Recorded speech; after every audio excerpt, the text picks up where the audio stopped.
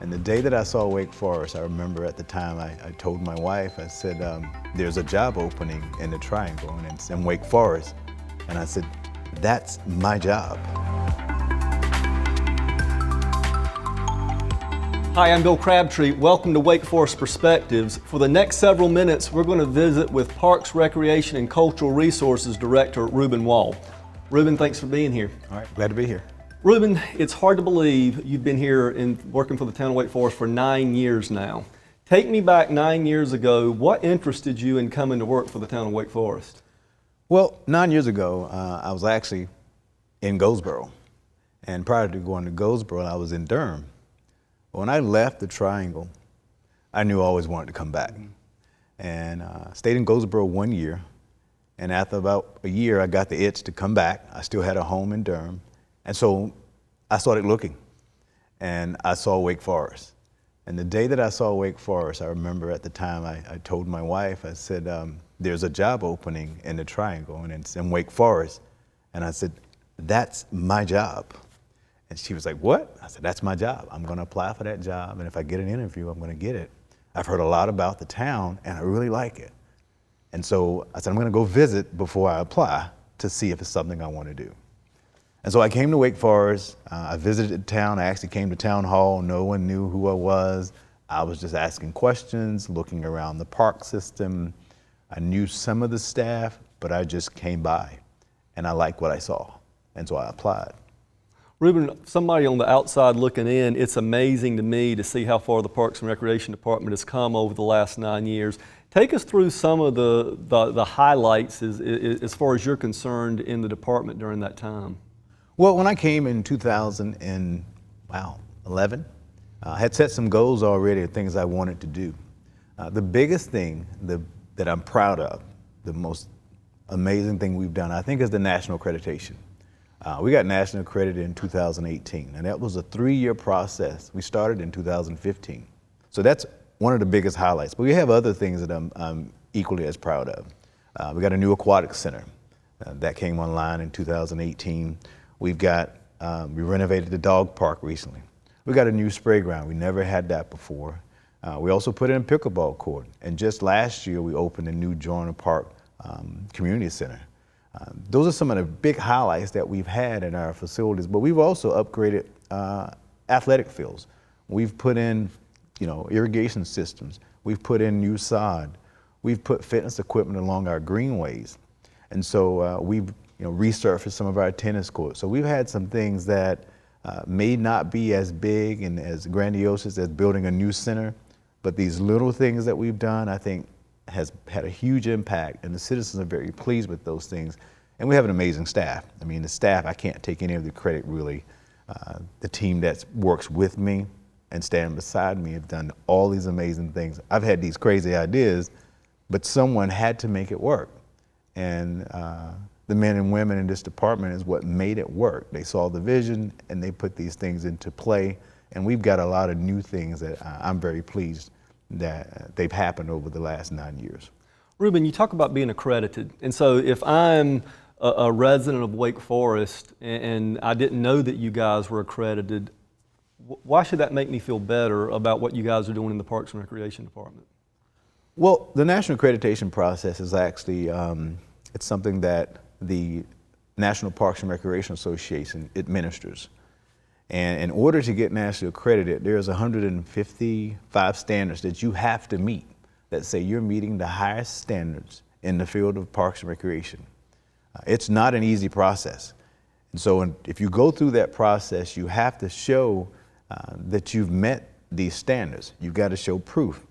There's a team of accreditation processes that will come in and they will see if your department has met these standards on paper. So you've got to look at all of your policies and procedures. You got to look at the guidelines that you're following as far as communications, safety. You got to look at health and wellness. So these standards basically will force your department to come up to a level that the National Accreditation Organization or Parks and Rec organization says you've met the highest standard in the country. We were one of 12 in the state when we received it out of 100 departments. And at that time, out of 100, we were 150 in the whole country to get it. There were some 12,000 apartments in the United States at the time when we got it. So definitely something to be proud of. Oh, very proud of it. We've got the accreditation seal now that you will see on all of our emails. It's on our website. It's on our Rec Connect guide. So that seal means that we are accredited, and you can't publicize that unless you are accredited. Ruben, you mentioned Rec Connect. For years, Rec Connect has been mailed to everybody in the 27587 zip code, I think, or to residents of Wake Forest. I think the one that just came out before August is going to be the last time that it's mailed out. So how are you encouraging people to find out about parks and recreation programs moving forward, starting in March 2021? Well, I think the biggest thing with Rec Connect, and I do want to just backtrack just a little bit, because we're in the middle of a pandemic, we decided that we would have a contest and have citizens send in what they think should be on the guide. They would create some type of artwork that would be on the guide. And so this year we had a 9-year-old young lady who created the most recent guide. But we also realized that we always have to look for ways to try to save money for the citizens. We are using taxpayers' money to create that guide. With the society we're living in now and things more digitized and things being online now, we feel that we could actually save money by producing less guides, and we are going to push people or drive people to the websites because the guide will still be there. But if you want a hard copy guide, you can also come by one of our facilities at Flaherty Park Community Center, Austin-Massaburg, Joyner Park, or Town Hall, and still get a guide. If you want a hard copy, we will still produce some hard copies, but they can find the information online. Ruben, you mentioned the pandemic, and that's what everybody's been talking about since the year started. Take me back. When was your first inkling? When was the first time you had some idea that COVID was going to change how the Parks and Recreation Department had to operate? Well, me personally, I started hearing about COVID in January and personally started having some thoughts and concerns about, this could have an impact on me and my personal life.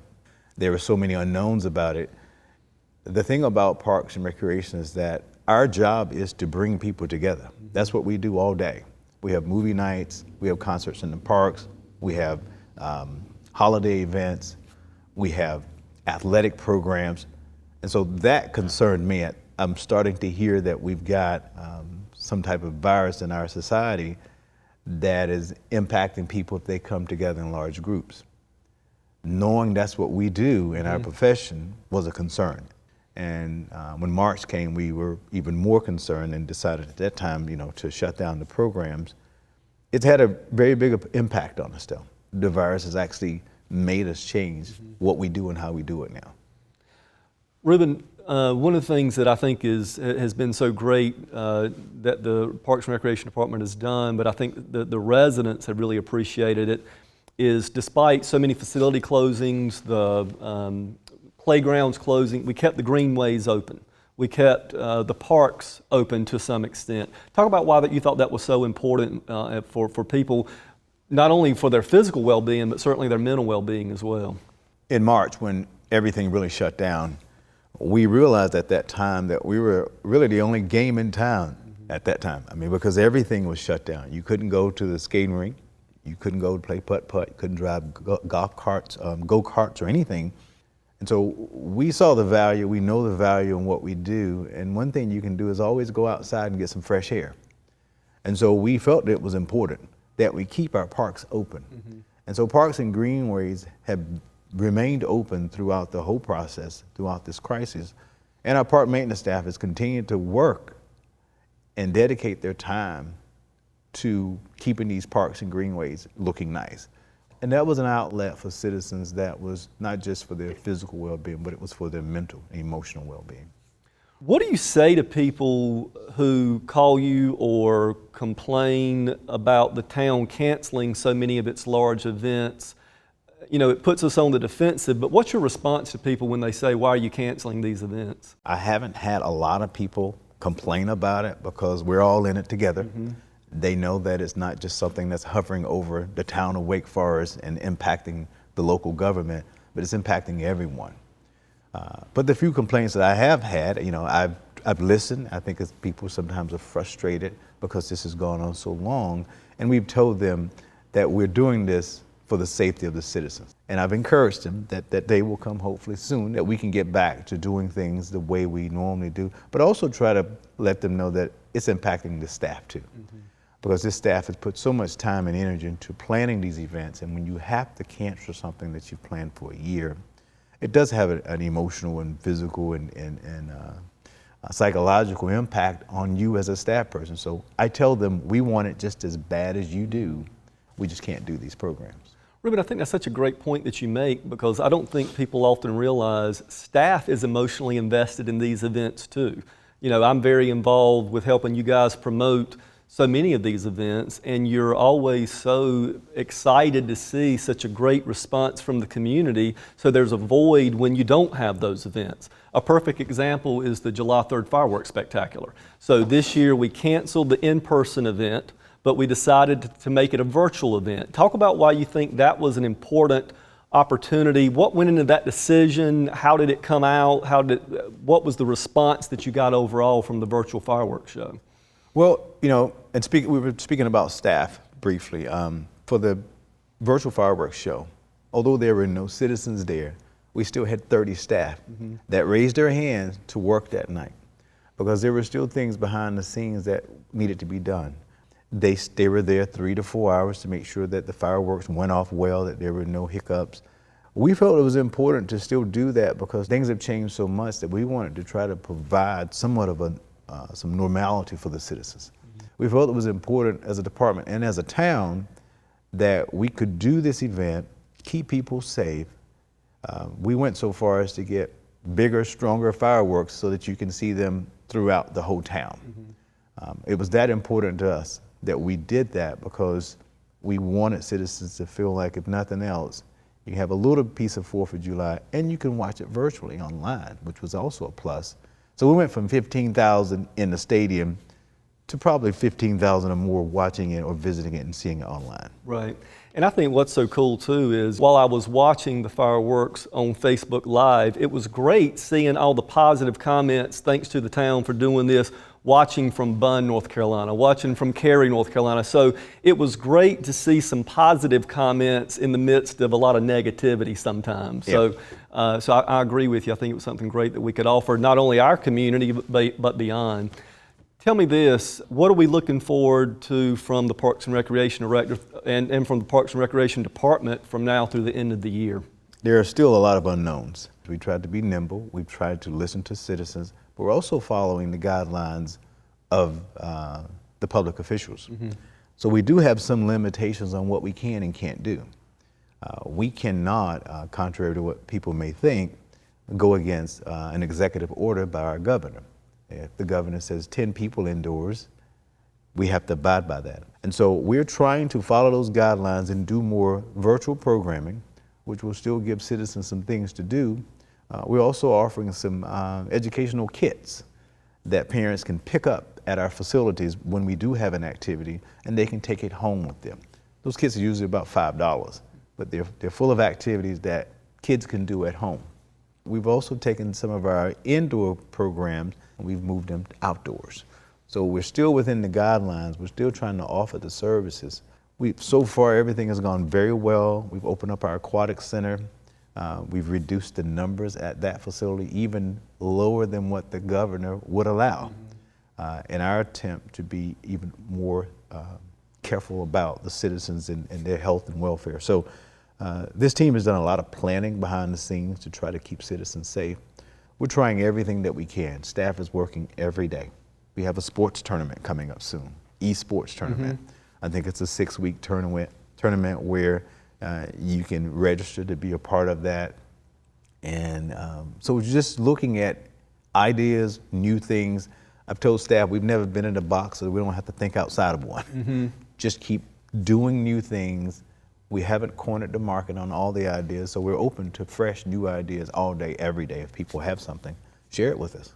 Ruben, you guys You opened Taylor Street Park Spray Ground, Holding Park Aquatic Center. What has been the response from the community to these two facilities in the midst of the pandemic? Those two facilities have, I think, with the heat wave and what we're experiencing, I think a lot of people have appreciated what we've done.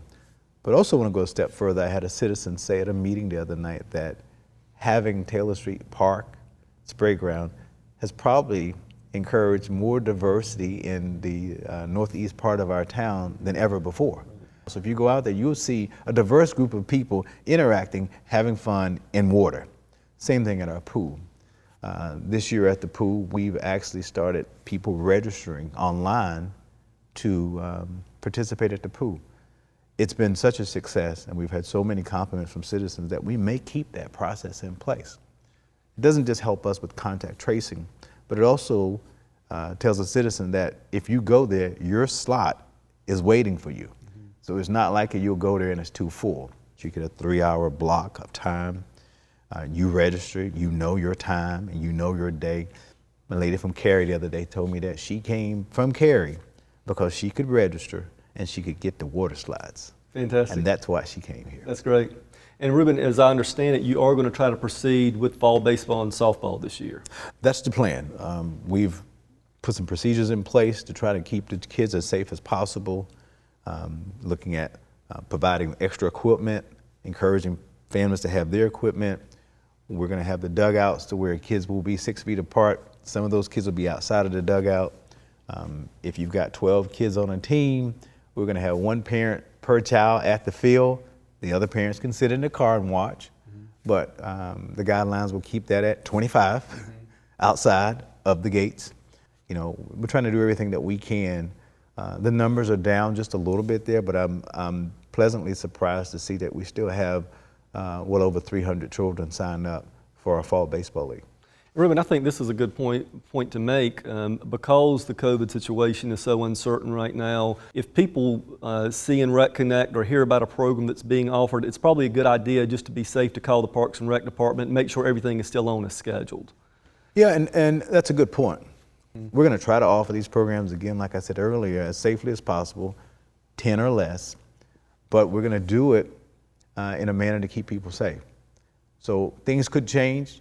Those orders could change any day. It was important for us as a department and for the citizens to still have, again, some normancy in their life and still have the guide come out and offer services. But I encourage citizens to call first to make sure that everything is still okay. Ruben, before I let you go, a special part of every episode of Wake Forest Perspectives is we're going to ask each guest to complete the following sentence, okay? Okay. If not for Wake Forest, what? At this stage in my career, if not for Wake Forest, it's likely I'm going to be retired. Wake Forest is my last stop. I enjoy it here. I've been here 9 years. I could work another 4 or 5 years and retire. I will likely work beyond that because I enjoy what I do. So to me, if not for Wake Forest, there's no other town I want to be in at this point. My kids love it here. The school systems are great. The citizens are phenomenal. I enjoy my staff and what I do and my colleagues, and so my answer would be, if not here, it's going to be retirement next. Thank you, Ruben. All right. And thanks for being here, and thanks for the great job that you do. All right, thanks. Thanks for watching Wake Forest Perspectives. We'll see you next week.